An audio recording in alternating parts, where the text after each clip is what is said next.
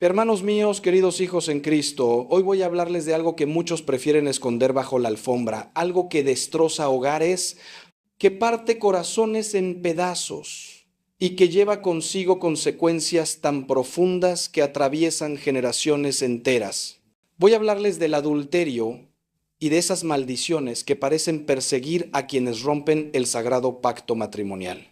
Y no vengo a juzgar porque yo también soy pecador, pero sí vengo a decirles la verdad, esa verdad que duele pero que libera, esa verdad que tal vez nadie más se atreve a decirles.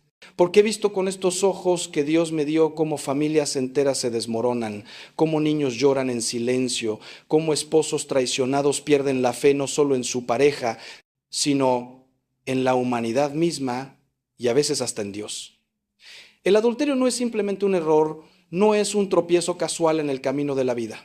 Es una decisión consciente de romper lo más sagrado que existe después de nuestra relación con Dios, el vínculo matrimonial. Cuando un hombre o una mujer prometen ante el altar ser fieles hasta que la muerte los separe, no están haciendo una promesa ante un sacerdote o ante sus familias, están haciendo un juramento ante Dios mismo, ante el Creador del universo que todo lo ve y todo lo sabe. Y cuando se rompe ese juramento, cuando se traiciona esa confianza, algo se quiebra en el orden mismo de la creación. No estoy hablando de magia ni de supersticiones, estoy hablando de consecuencias reales, tangibles, dolorosas que he presenciado una y otra vez en mi ministerio sacerdotal. Muchos me preguntan por qué uso la palabra maldición cuando hablo del adulterio. Y les digo con toda claridad, una maldición no es necesariamente un castigo sobrenatural que cae del cielo como un rayo. Una maldición es también el resultado natural de violar las leyes divinas, es la cosecha inevitable de lo que sembramos cuando actuamos contra el plan de Dios para nuestras vidas. Cuando plantamos traición, recogemos dolor. Cuando sembramos mentiras, cosechamos desconfianza. Cuando elegimos el placer momentáneo sobre el compromiso eterno, las consecuencias nos persiguen como sombras que no podemos sacudir. Y esas consecuencias, hermanos, son devastadoras, no solo para quien comete el adulterio, sino para todos los que están alrededor. Hijos, padres, comunidades enteras que se fracturan. La Sagrada Escritura es clarísima en este punto. En el libro del Éxodo, Dios mismo escribe con su dedo, no cometerás adulterio. No dice trata de no cometerlo si puedes o evítalo cuando te sea conveniente. Es un mandamiento absoluto, categórico, sin excepciones ni letra pequeña. Y en el Nuevo Testamento, nuestro Señor Jesucristo va aún más lejos cuando dice que cualquiera que mira a una mujer para codiciarla, ya adulteró con ella en su corazón. Cristo nos está diciendo que el adulterio no comienza en la cama, comienza en el corazón, en esos pensamientos que alimentamos, en esas fantasías que justificamos, en esas miradas que prolongamos más de lo debido. El adulterio es un cáncer que se incuba en la mente antes de manifestarse en acciones concretas. Pero hoy no vengo solo a señalar el pecado, vengo también a mostrarles el camino de salida, el camino de la redención y la sanación. Porque si hay algo que caracteriza a nuestro Dios es que es un Dios de segundas oportunidades, un Dios que nos busca incluso cuando estamos perdidos en el pecado más oscuro. He visto milagros de restauración en matrimonios que parecían completamente destruidos.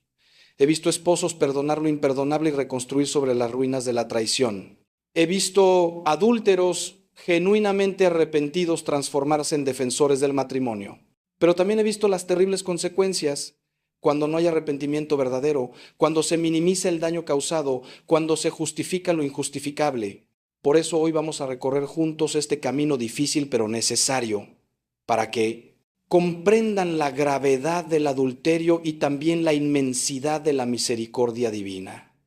Cuando hablo de las consecuencias del adulterio, la primera que observo es la destrucción de la confianza. Y hermanos, déjenme decirles algo que he aprendido después de décadas escuchando confesiones y aconsejando matrimonios.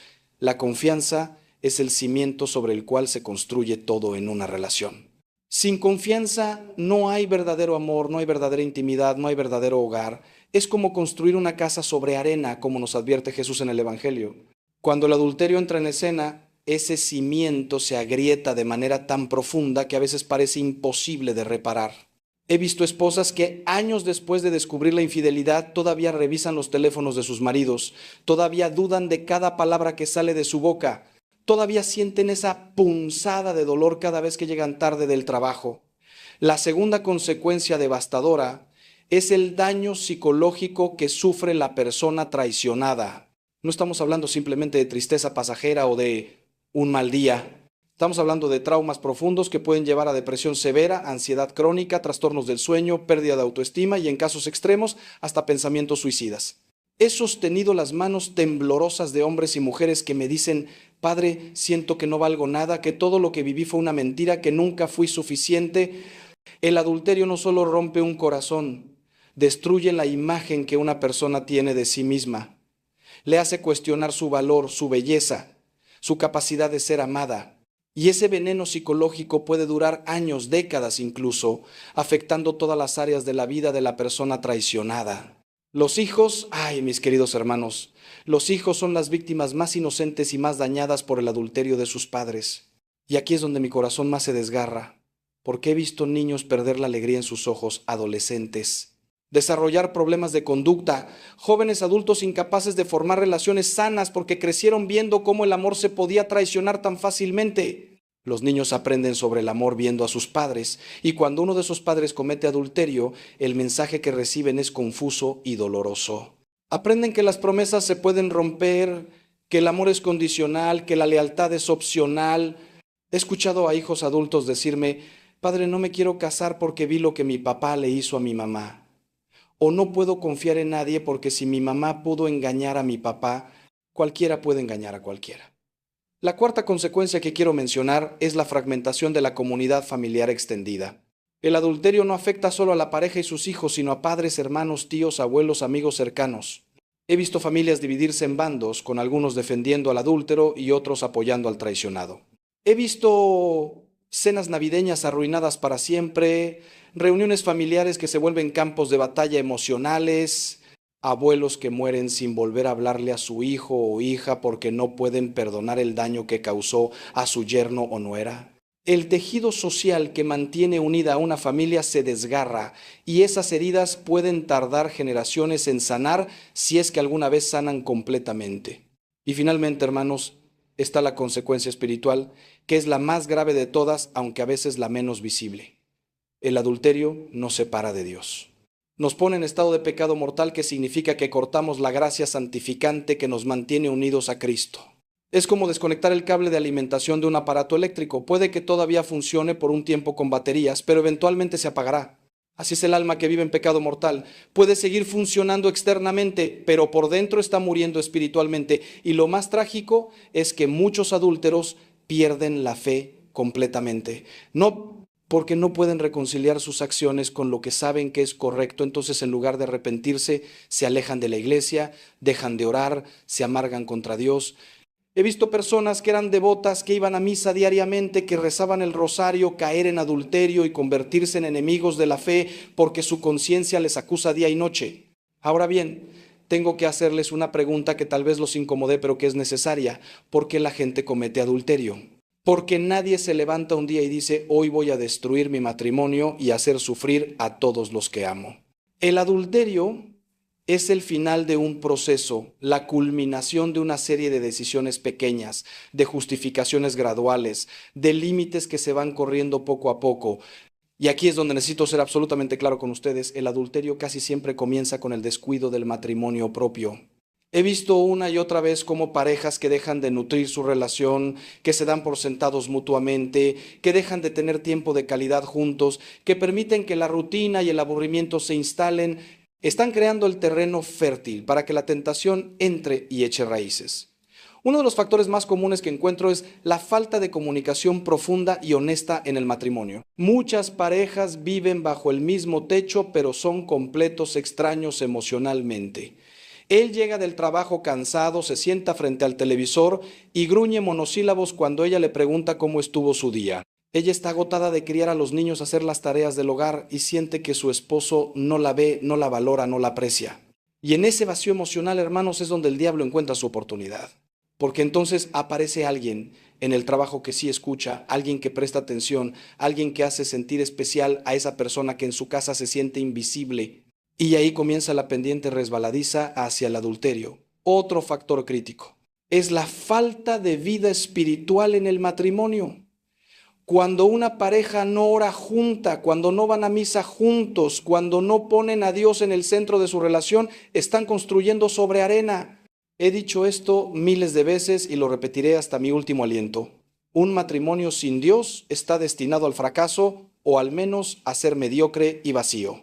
Porque solo Dios puede darnos el amor sobrenatural necesario para perdonar las ofensas diarias, para soportar los defectos del otro, para mantener viva la llama del amor cuando los sentimientos románticos inevitablemente fluctúan. Los matrimonios más fuertes que conozco son aquellos donde Cristo es verdaderamente la piedra angular, donde la pareja lee la Biblia junta, reza el rosario junta, va a retiros espirituales junta.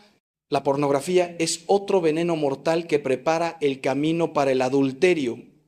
Y aquí tengo que ser muy directo, especialmente con los hombres, aunque las mujeres tampoco están exentas de esta plaga moderna. La pornografía entrena el cerebro para ver a los demás como objetos de placer en lugar de personas dignas de respeto. Crea expectativas irreales sobre el sexo y sobre cómo debe lucir o comportarse una pareja. Y más importante aún, la pornografía es en sí misma una forma de adulterio del corazón, como nos enseña Jesús. He escuchado incontables confesiones de hombres que comenzaron con pornografía suave, luego pasaron a contenido más explícito, después a conversaciones en línea con mujeres reales y finalmente terminaron en adulterio físico. Es una escalera que desciende al infierno y cada peldaño parece justificable hasta que llegas al fondo y te das cuenta del monstruo en que te has convertido. Por último, hay que hablar del egoísmo fundamental que está en la raíz de todo adulterio. Porque al final del día, hermanos, el adulterio es un acto supremo de egoísmo. Es poner el propio placer, los propios deseos, los propios sentimientos por encima del bien de todos los y demás. Es decir, yo merezco ser feliz sin importar a quién destruya en el proceso. Es la mentalidad del mundo que nos dice que tenemos derecho a todo lo que nos haga sentir bien, que nuestros impulsos deben ser satisfechos, que reprimir nuestros deseos es antinatural y dañino. Pero esa es la mentira más grande que el demonio nos vende. La verdadera libertad no está en hacer lo que queremos, sino en tener la fuerza para hacer lo que es correcto, incluso cuando es difícil. Ahora quiero hablarles de algo que muchos no comprenden: la justicia divina en relación al adulterio. Y aquí es donde algunos se incomodan, porque vivimos en una época donde no nos gusta hablar del juicio de Dios, preferimos un Dios suave que sonríe y acepta todo sin consecuencias. Pero hermanos, un Dios que no tiene justicia tampoco puede tener verdadero amor. La justicia y el amor de Dios no son opuestos, son dos caras de la misma moneda divina. Dios nos ama tanto que nos creó libres, y esa libertad significa que nuestras elecciones tienen consecuencias reales y eternas. Cuando la Biblia dice que Dios juzgará a los adúlteros, no está siendo cruel o vengativo, está simplemente declarando una realidad. Las acciones tienen consecuencias. En el Antiguo Testamento el adulterio era castigado con la muerte. Y antes de que piensen que eso es excesivo, entiendan el contexto. Dios estaba mostrando a su pueblo cuán sagrado es el matrimonio, cuán seria es la promesa conyugal. No estaba siendo arbitrario, estaba protegiendo la institución fundamental de la sociedad. Porque cuando los matrimonios se desmoronan, las familias se desmoronan, y cuando las familias se desmoronan, las sociedades se desmoronan. Vemos esto claramente en nuestra época, donde el adulterio se ha normalizado, donde la fidelidad se ve como opcional y las consecuencias están por todas partes: niños sin padres, epidemias de enfermedades mentales, soledad masiva, incluso en medio de las ciudades más pobladas. Dios sabía que el adulterio era un cáncer social y espiritual, por eso estableció consecuencias tan severas. Pero Cristo vino a traer no solo justicia, sino también misericordia. Recuerden el hermoso pasaje de la mujer sorprendida en adulterio, que fue llevada ante Jesús para ser apedreada. Los fariseos querían atrapar a Jesús en una contradicción. Si decía que la apedrearan, parecería cruel y sin misericordia. Si decía que no, parecería estar violando la ley de Moisés. Pero Jesús, en su infinita sabiduría, escribe en el suelo y luego dice esas palabras inmortales: el que esté libre de pecado, que tire la primera piedra. Uno por uno, comenzando por los más viejos, todos se fueron. Y entonces Jesús le pregunta a la mujer: ¿nadie te ha condenado? Ella responde: nadie, Señor. Y Jesús dice: tampoco yo te condeno, vete y no peques más. Hermanos, analicen la profundidad de este pasaje conmigo. Jesús no minimiza el pecado, no dice: no te preocupes, el adulterio no es gran cosa. Él claramente llama a lo que ella hizo pecado y le ordena no volver a hacerlo. pero tampoco la condena, no la rechaza, no la humilla públicamente más de lo que ya estaba humillada. Él ofrece perdón combinado con un llamado claro a la conversión. Esta es la perfecta síntesis de justicia y misericordia. Dios odia el pecado del adulterio porque destruye lo que Él creó como bueno, pero ama al pecador y siempre ofrece una salida, un camino de retorno, una posibilidad de empezar de nuevo. Pero esa posibilidad requiere arrepentimiento genuino, no simplemente lamento por haber sido descubierto, sino verdadero dolor por haber ofendido a Dios y dañado a otros. La justicia divina también se manifiesta en las consecuencias naturales del adulterio. Dios no necesita enviar rayos del cielo para castigar el adulterio. Las consecuencias ya están integradas en la naturaleza misma del acto. Cuando traicionas a tu esposo o esposa, la confianza se rompe naturalmente, el dolor surge. Inevitablemente, las relaciones se fracturan automáticamente. Es como si Dios hubiera escrito sus leyes no solo en tablas de piedra, sino en el tejido mismo de la realidad. Viola esas leyes y la realidad misma se vuelve contra ti. He visto adúlteros perder sus familias, sus trabajos, su reputación, su paz mental, su salud física incluso, todo como consecuencia natural de sus decisiones.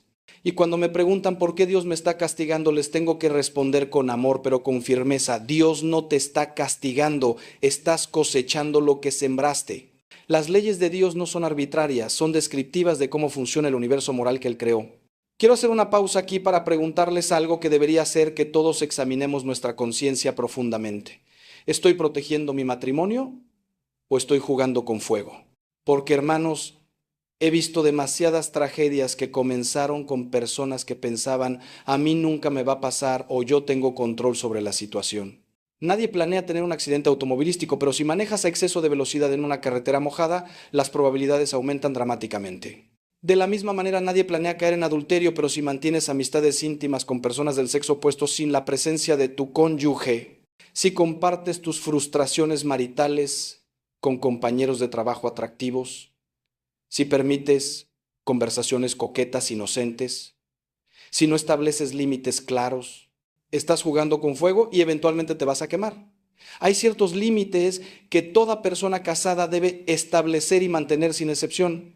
Primero, nunca debes estar a solas con una persona del sexo opuesto que no sea tu cónyuge en situaciones que puedan ser tentadoras o malinterpretadas. Si necesitas trabajar tarde, deja la puerta de la oficina abierta.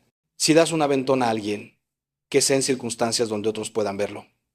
Segundo, nunca compartas detalles íntimos de tu matrimonio con personas que podrían convertirse en opciones románticas. Tus problemas maritales deben discutirse con tu cónyuge, con un consejero profesional, con un sacerdote o con amigos del mismo sexo que apoyan tu matrimonio, no con ese compañero de trabajo comprensivo que te escucha con tanta atención. Tercero, protege tus ojos y tu mente. Si descubres que te atraes frecuentemente hacia alguien que no es tu cónyuge, necesitas crear distancia inmediatamente. Cambiar de trabajo si es necesario, cambiar de parroquia, lo que sea necesario para proteger tu matrimonio. La transparencia con tu cónyuge es absolutamente esencial. He visto matrimonios salvarse porque un esposo tuvo la valentía de decir, cariño, hay una mujer en mi trabajo hacia quien me estoy sintiendo atraído y necesito que me ayudes a establecer límites y me hagas responsable. Esa vulnerabilidad, esa honestidad radical, aunque aterradora, puede fortalecer un matrimonio inmensamente. Porque cuando traes las tentaciones a la luz, pierden mucho de su poder. Es en la oscuridad del secreto donde el pecado florece. También es crucial que compartan las contraseñas de sus teléfonos, computadoras y redes sociales, no porque no confíen el uno en el otro, sino precisamente porque sí confían y no tienen nada que ocultar. La transparencia total es un regalo que le das a tu cónyuge. Una manera de decir, no tengo vida secreta, no hay parte de mí que esté vedada para ti. Alimentar activamente el romance y la intimidad en tu matrimonio es otra protección esencial contra el adulterio. Hermanos, el matrimonio no es un estanque estático, es un jardín que requiere riego constante, poda regular, atención continua. Si no cultivas intencionalmente el amor, la admiración, el respeto y la pasión en tu matrimonio, esas cosas morirán y las malas hierbas de la apatía y la tentación crecerán en su lugar. Tengan citas regulares, aunque sea simplemente caminar juntos después de la cena. Coquetense entre ustedes, mándense mensajes dulces durante el día, háblense con respeto y admiración frente a otros. Mantengan viva su vida íntima, porque el sexo dentro del matrimonio no es opcional ni vergonzoso, es un regalo sagrado de Dios que los une y los protege de la tentación externa. Por último, y esto no puedo enfatizarlo suficientemente, oren juntos como pareja. La pareja que ora unida permanece unida. Cuando oras con tu cónyuge, cuando le abres tu corazón ante Dios en presencia de tu pareja, cuando juntos piden la gracia divina para ser fieles y amarse mejor, están construyendo un escudo espiritual alrededor de su matrimonio. He visto este escudo repeler tentaciones que habrían destruido matrimonios menos protegidos.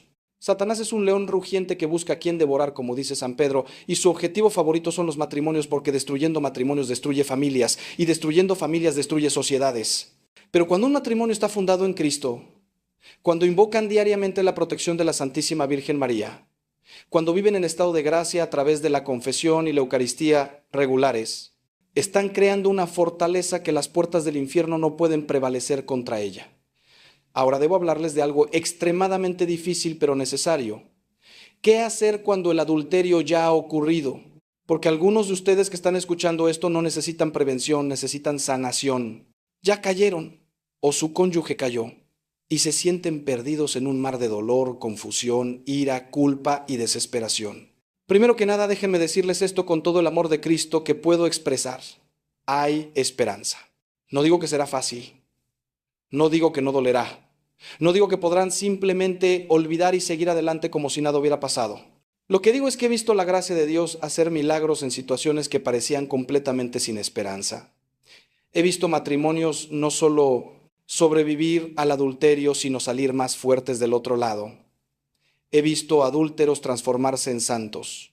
He visto esposos traicionados encontrar en su dolor una profundidad de fe que nunca habían conocido.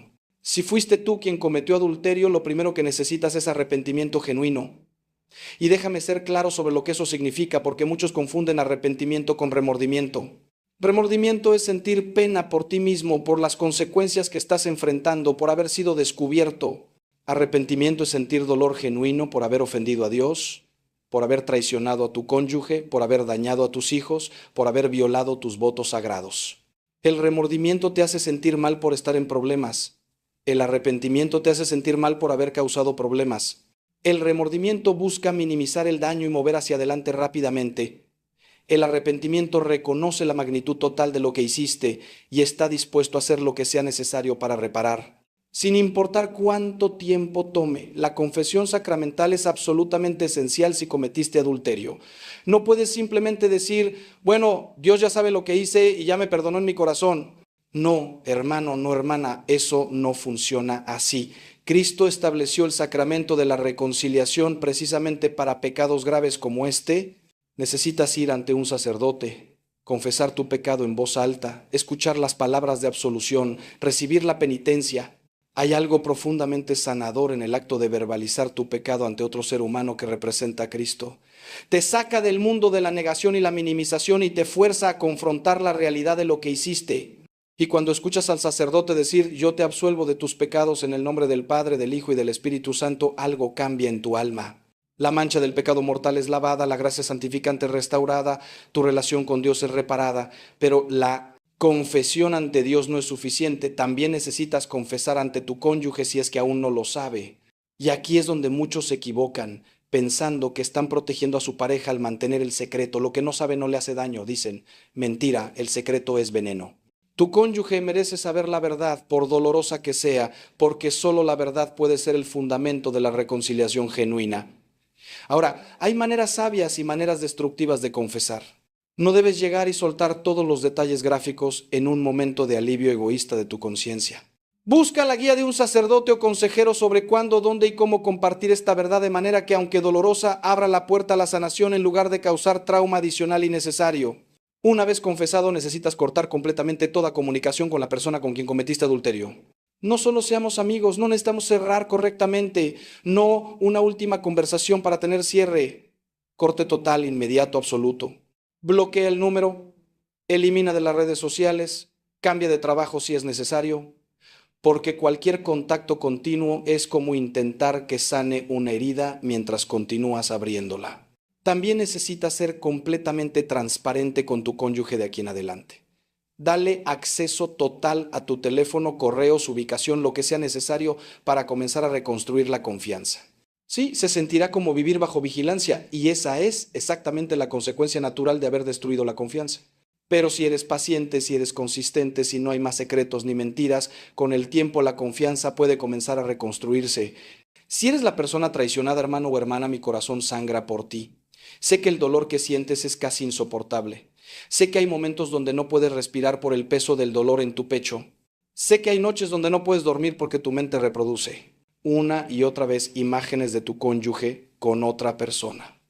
Sé que cuestionas tu propio valor, tu belleza, si alguna vez fuiste realmente amado o si todo fue mentira.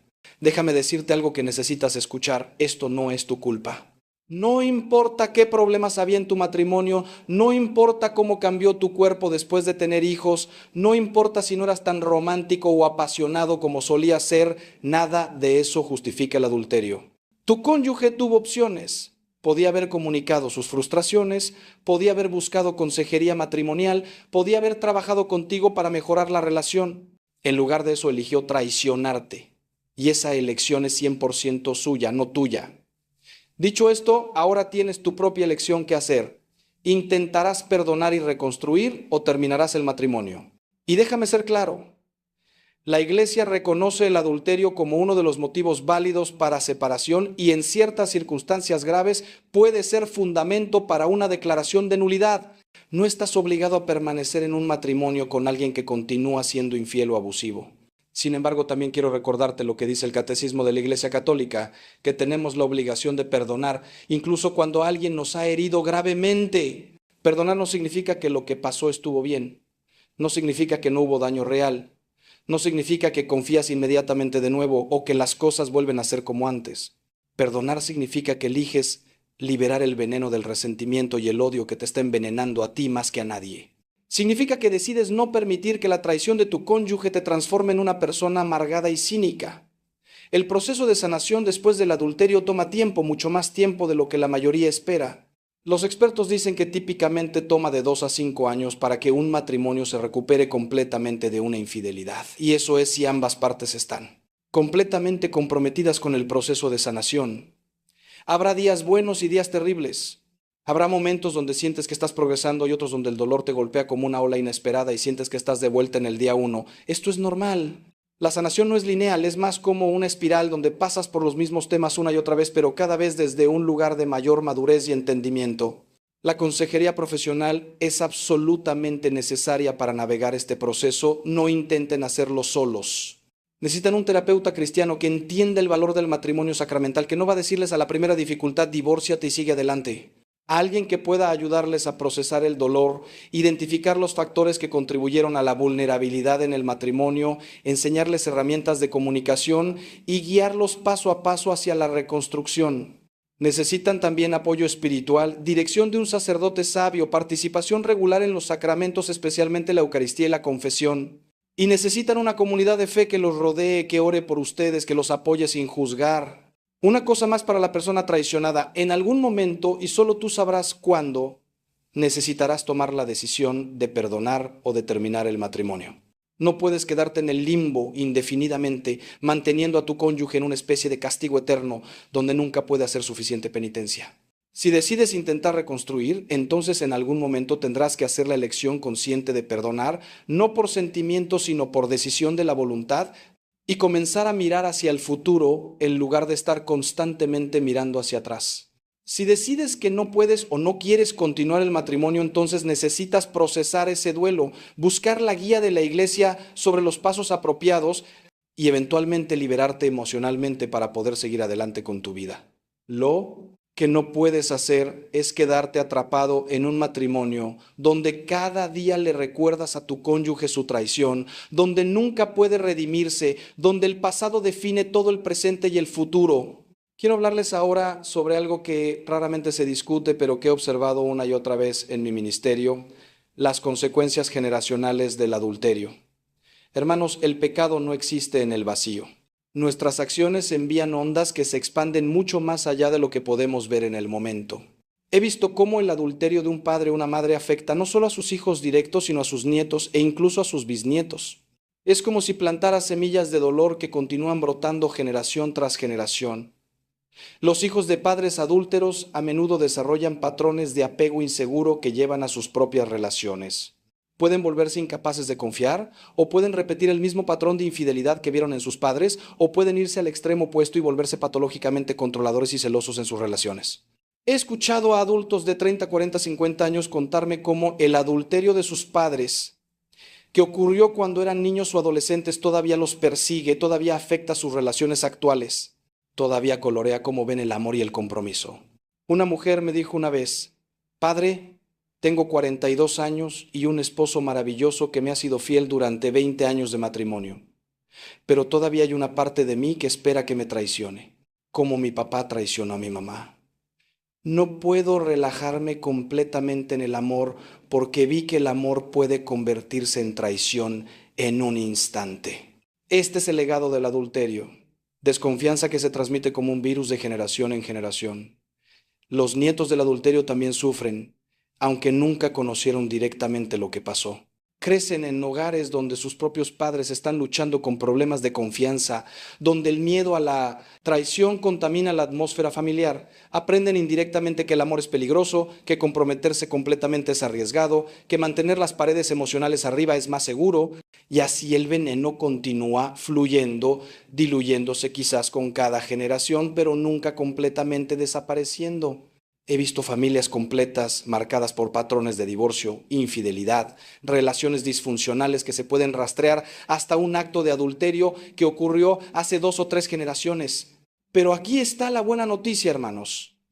Así como el pecado se puede transmitir generacionalmente, también la gracia y la sanación.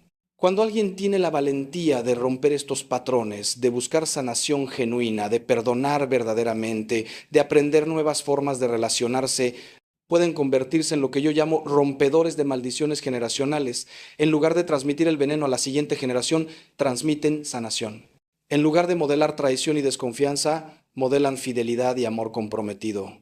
En lugar de enseñar a sus hijos que el amor es frágil y las promesas se rompen, les enseñan que el amor verdadero persevera, que las promesas se mantienen incluso cuando es difícil, que la gracia de Dios puede redimir incluso las situaciones más rotas. He visto esto con mis propios ojos. He visto hijos de matrimonios destruidos por adulterio decidir conscientemente que ellos van a ser diferentes, que van a honrar sus votos matrimoniales sin importar qué, que van a construir el tipo de matrimonio que sus padres no pudieron construir.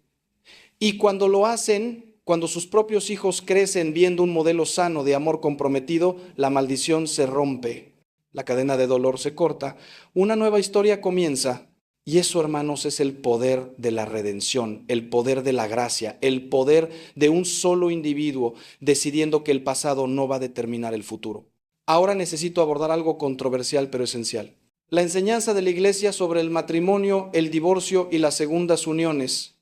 Porque sé que algunos de ustedes que están escuchando están en situaciones complicadas. Tal vez te divorciaste después de que tu cónyuge te fue infiel.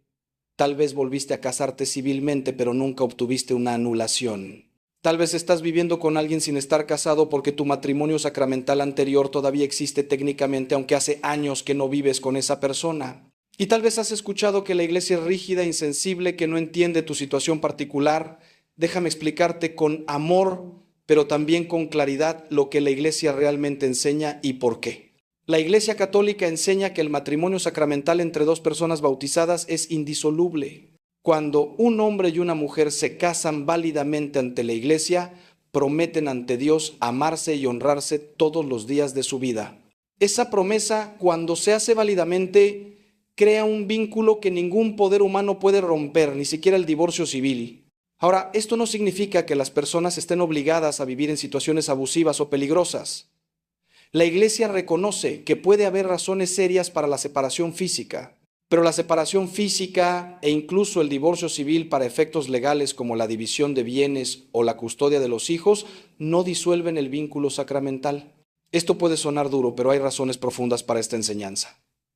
Primero, la indisolubilidad del matrimonio refleja la unión entre Cristo y su Iglesia, que es eterna e inquebrantable.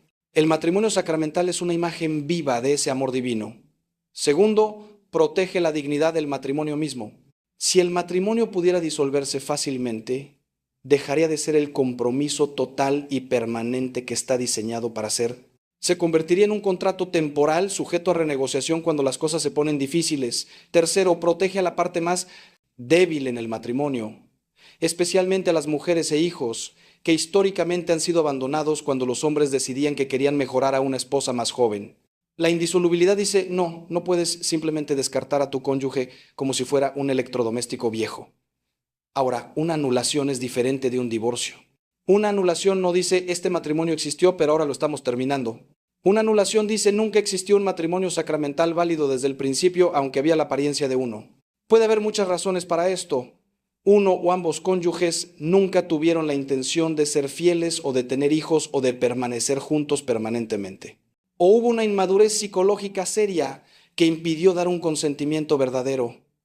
O hubo coerción, engaño o falta de entendimiento de lo que es el matrimonio. Un tribunal eclesiástico examina cuidadosamente las circunstancias del matrimonio para determinar si todos los elementos necesarios para un matrimonio válido estaban presentes en el momento del consentimiento. Si no lo estaban, se puede declarar la nulidad. Si estás divorciado y vuelto a casar civilmente sin una anulación, la enseñanza de la Iglesia es que estás viviendo en estado objetivo de pecado mortal, lo que significa que no debes recibir la Sagrada Comunión. Sé que esto suena duro, y sé que causa un dolor inmenso a muchas personas buenas que aman a Dios y quieren estar en comunión plena con la Iglesia. Pero entiendan la lógica. Si tu primer matrimonio sacramental todavía existe ante los ojos de Dios, entonces tu segunda unión, sin importar cuán amorosa y comprometida sea, es objetivamente adulterio. Según las palabras del mismo Jesús que dijo, cualquiera que se divorcie de su mujer y se casa con otra, comete adulterio contra ella. Pero escuchen cuidadosamente lo que estoy a punto de decir. Esto no significa que estás excomulgado, no significa que no puedes ir a misa, que no eres bienvenido en la iglesia, que Dios te ha rechazado. Todavía eres hijo o hija de Dios, todavía eres parte de la iglesia, todavía puedes y debes orar, todavía puedes participar en la vida parroquial de muchas maneras. Y si hay circunstancias atenuantes, si hay razones serias por las que no puedes regularizar tu situación en este momento, debes hablar con un sacerdote sabio y compasivo que pueda ayudarte a discernir el camino correcto para ti en tu situación particular. La misericordia pastoral es real y la Iglesia es madre que entiende que la vida es complicada y que las personas se encuentran en situaciones difíciles, no siempre por su propia culpa. Permítame ser claro acerca de otra dimensión crucial del adulterio que a menudo se pasa por alto, el adulterio emocional. Hermanos, no toda infidelidad involucra contacto físico. He visto matrimonios completamente devastados por lo que llamo adulterio del corazón, donde nunca hubo sexo, pero sí hubo una conexión emocional profunda e inapropiada con alguien que no era el cónyuge. Déjenme describirles cómo se ve esto.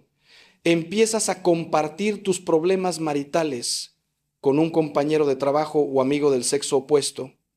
Comienzas a buscar esa persona para apoyo emocional en lugar de tu cónyuge. Te encuentras pensando en esa persona constantemente, esperando ansiosamente sus mensajes, arreglándote extra cuando sabes que la vas a ver. Compartes con esa persona sueños, miedos, esperanzas que no compartes con tu cónyuge. Te encuentras comparando a tu cónyuge desfavorablemente con esta otra persona. El adulterio emocional es traicionero porque se puede racionalizar fácilmente. No estamos haciendo nada malo, solo somos amigos, te dices a ti mismo. No hay nada físico entre nosotros. Pero en tu corazón sabes que es más que amistad. Sabes que hay una corriente de atracción, una intimidad que está cruzando límites. Sabes que estás dándole a esta persona una parte de tu corazón que pertenece a tu cónyuge. Y lo que hace el adulterio emocional especialmente dañino es que roba la intimidad emocional del matrimonio. Tu cónyuge siente que hay una distancia, pero no puede identificar exactamente qué está mal. Siente que te estás alejando, que hay secretos, que tu corazón está en otro lugar. Y tiene razón. He visto más matrimonios destruidos por adulterio emocional en la era de las redes sociales y los teléfonos inteligentes que en cualquier otra época de mi ministerio. Facebook, Instagram, WhatsApp, todas estas plataformas han hecho increíblemente fácil mantener conexiones emocionales inapropiadas. Un viejo amor del colegio te envía una solicitud de amistad. Empiezan a chatear inocentemente sobre los viejos tiempos. Las conversaciones se vuelven más frecuentes, más personales. Empiezas a compartir cosas que no le dices a tu cónyuge. Antes de que te des cuenta, estás emocionalmente involucrado con alguien que no es tu esposo o esposa. Y aunque nunca se toquen físicamente, el daño a tu matrimonio es real y profundo. La cura para el adulterio emocional es el mismo que para el adulterio físico. Corte total de contacto, confesión completa a tu cónyuge, transparencia absoluta y reorientación de tu corazón hacia tu matrimonio. No puedes mantener una amistad con alguien con quien has estado emocionalmente involucrado de manera inapropiada. El apego emocional necesita ser cortado completamente para que pueda sanar. Y necesitas hacer el trabajo deliberado de reconectar emocionalmente con tu cónyuge, de compartir con él o ella las cosas que estabas compartiendo con la otra persona, de reconstruir la intimidad emocional que es el corazón de un matrimonio sano. También debo mencionar el adulterio virtual o cibernético, que es otra plaga moderna. Personas que nunca conocen físicamente a alguien, pero desarrollan relaciones románticas o sexuales en línea, intercambiando mensajes, fotos o incluso participando en actividades sexuales virtuales a través de video. Algunos argumentan que esto no es realmente adulterio porque solo es en internet, no es real. Pero déjenme preguntarles, ¿cómo se sentiría tu cónyuge si descubriera esas conversaciones o videos? ¿Se sentiría traicionado? Por supuesto que sí, porque es traición. ¿Estás dando tu intimidad sexual y emocional a alguien que no es tu cónyuge? Y no importa si es a través de una pantalla o en persona, es infidelidad. El peligro particular del adulterio cibernético es que se siente menos real, menos serio, más fácil de racionalizar y justificar. Es solo fantasía, te dices. No le estoy haciendo daño a nadie, pero te estás haciendo daño a ti mismo, dañando tu matrimonio, dañando tu alma. Estás entrenando tu mente y tu corazón para buscar satisfacción fuera de tu matrimonio. Estás creando secretos y mentiras. Estás violando la confianza de tu cónyuge. Y eventualmente lo que comienza en línea tiene una terrible tendencia a migrar al mundo real. He visto innumerables casos donde lo que empezó como solo chatear en línea terminó en encuentros físicos y adulterio completo. Quiero abordar ahora una pregunta que muchos me hacen pero pocos tienen el coraje de verbalizar. ¿Puede un matrimonio ser realmente mejor después del adulterio que antes? Y mi respuesta, basada en décadas de experiencia pastoral, es sí puede, pero solo si ambas partes están dispuestas a hacer el trabajo extraordinariamente difícil de sanación, perdón y reconstrucción.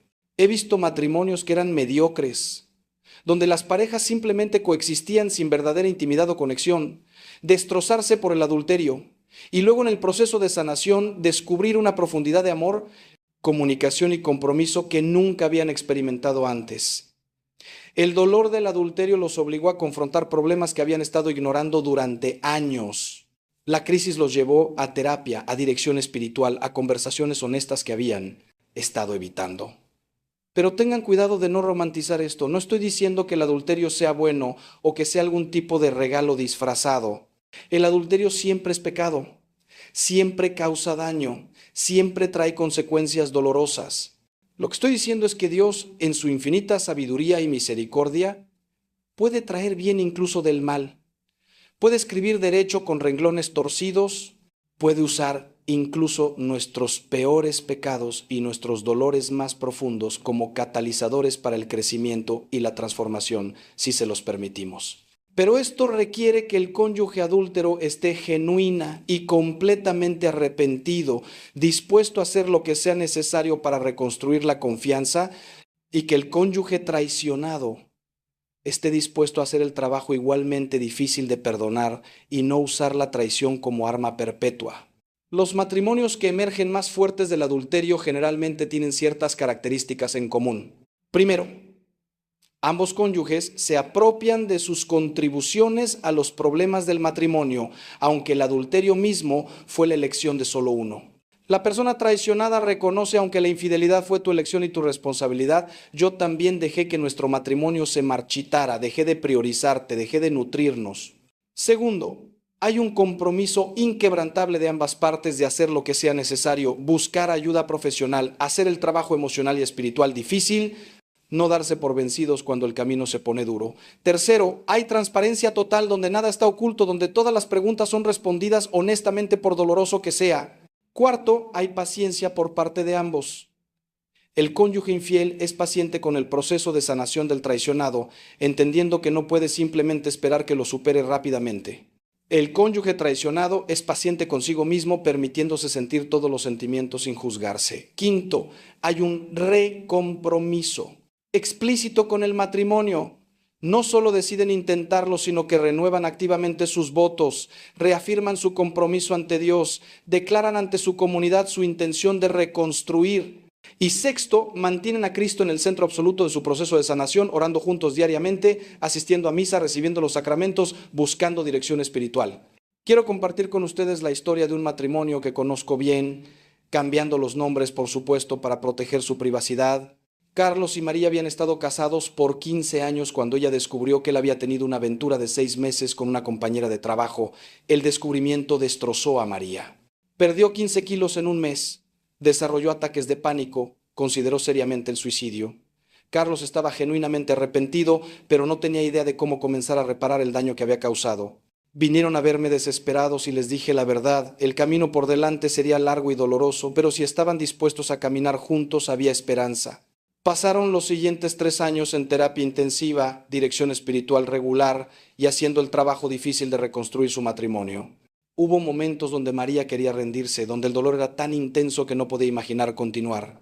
Hubo momentos donde Carlos se sentía tan culpable que consideraba dejarla para que ella pudiera encontrar a alguien mejor, pero perseveraron. Carlos dejó su trabajo para eliminar cualquier posibilidad de contacto con la otra mujer. Dio a María acceso completo a todo en su vida, sin secretos ni áreas prohibidas. Fue paciente cuando ella tenía días malos donde el dolor la abrumaba de nuevo. María, por su parte, hizo la decisión consciente, aunque dolorosa, de perdonar, no porque Carlos lo mereciera, sino porque ella necesitaba liberarse del veneno del resentimiento. Hoy, 8 años después del descubrimiento de la infidelidad, Carlos y María me dicen que su matrimonio es más fuerte de lo que jamás fue antes de la aventura. Tienen una intimidad y honestidad que nunca tuvieron en sus primeros 15 años juntos. Se comunican sobre todo, no dejan que los problemas pequeños se acumulen. Priorizan su matrimonio de maneras que nunca hicieron antes y se han convertido en mentores para otras parejas luchando con infidelidad, compartiendo su historia como testimonio del poder redentor de la gracia de Dios.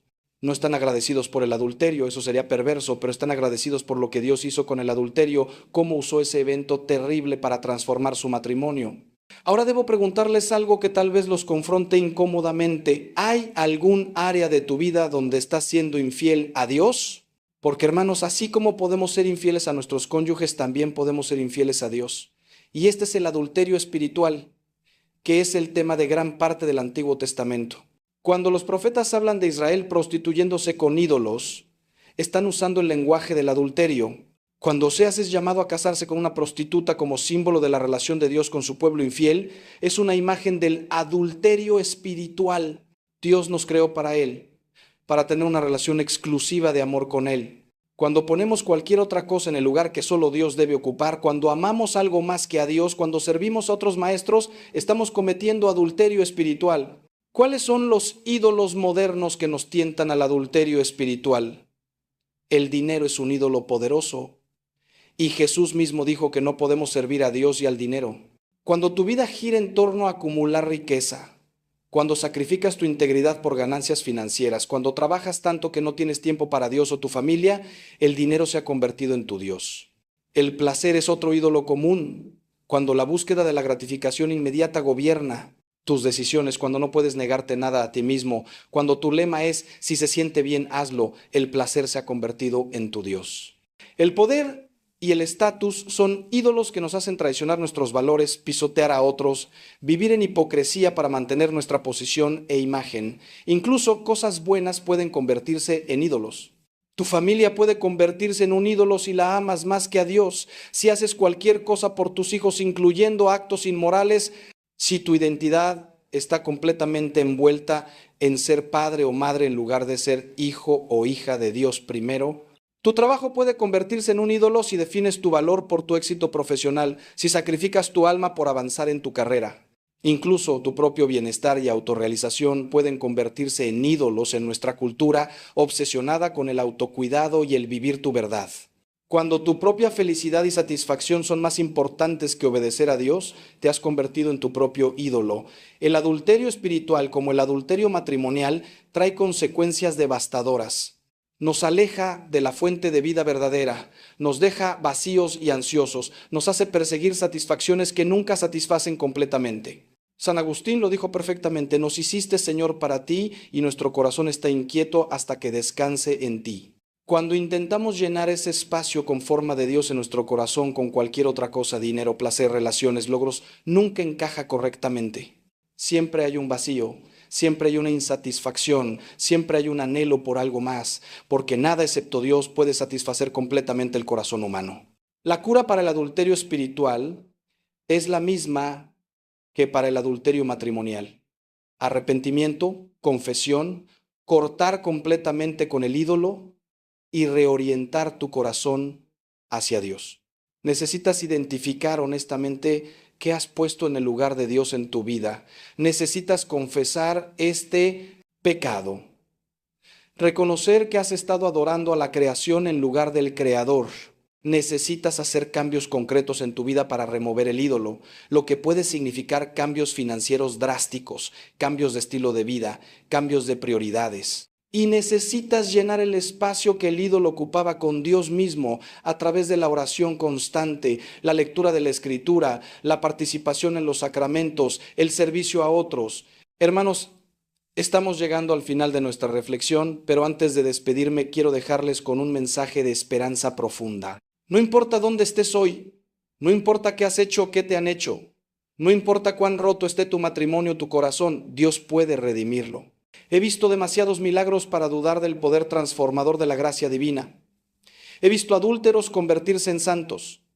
He visto matrimonios destruidos resucitar como Lázaro de la tumba. He visto personas al borde del suicidio por el dolor de la traición encontrar no solo sanación, sino alegría profunda nuevamente. No estoy hablando de cuentos de hadas, estoy hablando de la realidad concreta de lo que Dios hace cuando le permitimos entrar en nuestro dolor y trabajar con nosotros hacia la sanación.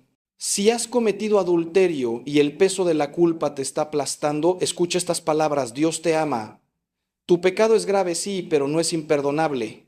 No hay pecado tan grande que la misericordia de Dios no pueda cubrirlo, pero necesitas dar el paso de acercarte a Él en arrepentimiento genuino. Ve a confesarte hoy, no mañana, hoy.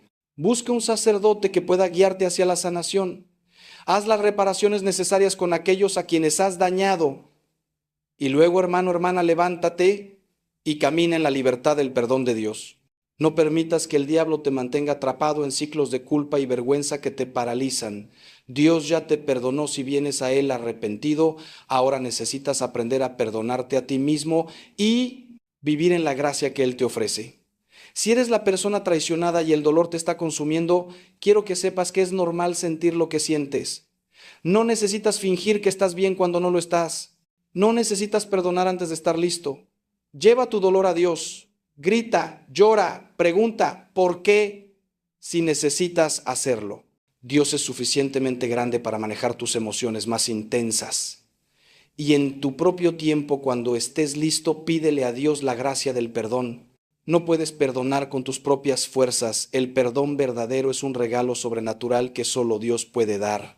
Pero si abres tu corazón a esa posibilidad, si dices: Dios, no puedo perdonar ahora, pero quiero querer perdonar, ayúdame, Él comenzará a trabajar en ti esa gracia transformadora.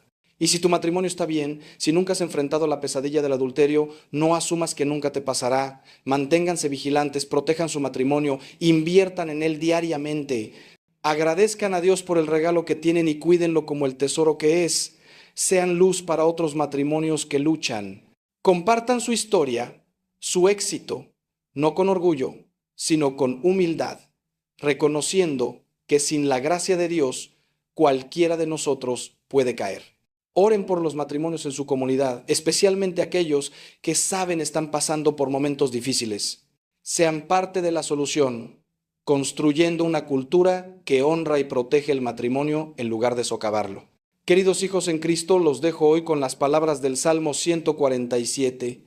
Él sana a los quebrantados de corazón y venda sus heridas. No importa cuán quebrantado estés, Dios es el sanador supremo. Permítele tocar tus heridas más profundas. Permítele restaurar lo que está roto. Permítele escribir una historia de redención en tu vida. Y mientras caminas este camino difícil, recuerda que no estás solo. La iglesia camina contigo, los santos interceden por ti. María, Madre de Dios, te sostiene en sus brazos maternales y sobre todo, Cristo mismo camina a tu lado, llevando tu cruz contigo cuando es demasiado pesada para cargarla solo. Les pido que si este mensaje tocó su corazón, si encontraron en él algo de esperanza o de verdad que necesitaban escuchar, por favor compártanlo con alguien que pueda necesitarlo. Hay tantos matrimonios sufriendo en silencio, tantas personas cargando el peso de la culpa o el dolor de la traición sin saber que hay ayuda disponible, que hay esperanza, que hay un camino hacia la sanación. Sean mensajeros de esperanza para ellos. Y si desean seguir recibiendo contenido que fortalezca su fe y su vida familiar, los invito a suscribirse a este canal, donde continuamente ofrecemos enseñanza, inspiración y acompañamiento en su caminar espiritual. Que Dios los bendiga abundantemente. Que María Santísima los cubra con su manto protector y que el Espíritu Santo les dé la sabiduría, la fuerza y la gracia para vivir en fidelidad, en amor verdadero y en santidad. Les recuerdo que en este camino de la vida nunca están solos. La iglesia es su madre, los sacramentos son su alimento espiritual y la misericordia de Dios es infinita e inagotable. No importa cuántas veces hayan caído, siempre pueden levantarse. No importa cuán oscura parezca la noche, el amanecer de la gracia de Dios siempre llega para quienes lo buscan con corazón sincero. Los llevo a todos en mi oración diaria, especialmente a aquellos que están atravesando el valle oscuro del dolor, la traición o el arrepentimiento. Sepan que un viejo sacerdote los acompaña desde su capilla pidiendo a Dios que derrame sobre ustedes las gracias necesarias para perseverar, para sanar, para amar como Cristo ama. No se rindan, no pierdan la esperanza. No permitan que el enemigo les robe la paz que Cristo vino a traer. Y recuerden siempre estas palabras del profeta Joel que tanto amo. Yo les compensaré los años que comió la langosta. Dios puede restaurar el tiempo perdido, puede redimir los años desperdiciados en pecado o sufrimiento. Nunca es demasiado tarde para empezar de nuevo con Él. Nunca es demasiado tarde para que su matrimonio sea transformado. Nunca es demasiado tarde para que su familia encuentre la paz. Porque nuestro Dios es el Dios de las segundas oportunidades, el Dios que hace nuevas todas las cosas, el Dios que nunca se cansa de perdonarnos cuando venimos a Él con humildad y arrepentimiento. Vayan en paz. Vivan en el amor de Cristo y que la bendición de Dios Todopoderoso, Padre, Hijo y Espíritu Santo descienda sobre ustedes y permanezca para siempre. Hasta nuestro próximo encuentro, hermanos. Que Dios los guarde y los proteja. Amén.